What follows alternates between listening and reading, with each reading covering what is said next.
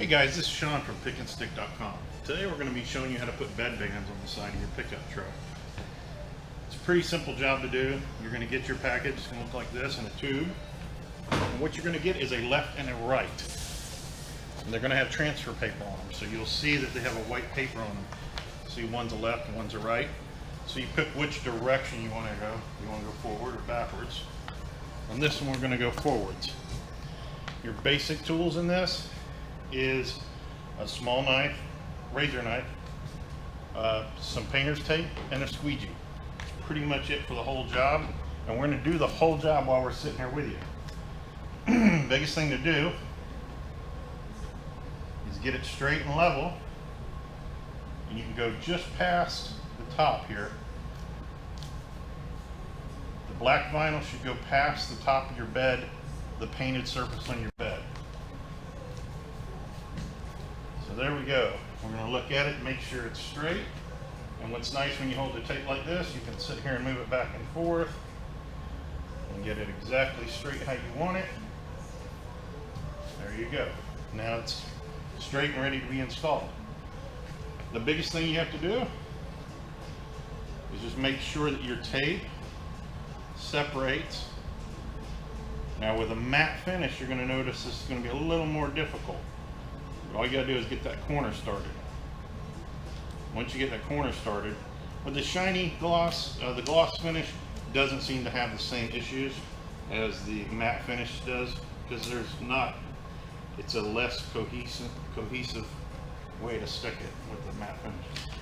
So all we're going to do is roll it under like that. See, I've got about 2 inches out. I just rolled it underneath just like that. And I'm going to hold down, and all I'm going to do is push straight up so that top piece is touching. Now that's made my hinge, and everything else should fall right in the line. Pull your 2 pieces of tape off, and you're going to pull the backing. Now make sure, the reason this has transfer paper in is it's cut out between the lines to show the body of the truck. So as you pull it down, these 2 pieces here, especially with matte finish, the shiny, the high gloss, usually you don't have the issues. Just make sure they're stuck and pull it completely off, or you can do it in sections however you like. I do it completely off. So, and this material is a 3M. It has bubble release technology. So if you start right where you picked up, just work your way straight down, make this corner. Make sure all the edges are down. Just back and forth. Nice and easy. And this is really how fast it is, guys. Now when you come up to like this crevice in the bed, to make it last longer so you don't have any stretch on the vinyl, come right to that edge, just roll your finger there, roll your finger there, and then push down in that hole like that. Just like that. And then you come out of there. And that's it. You just keep going back and forth.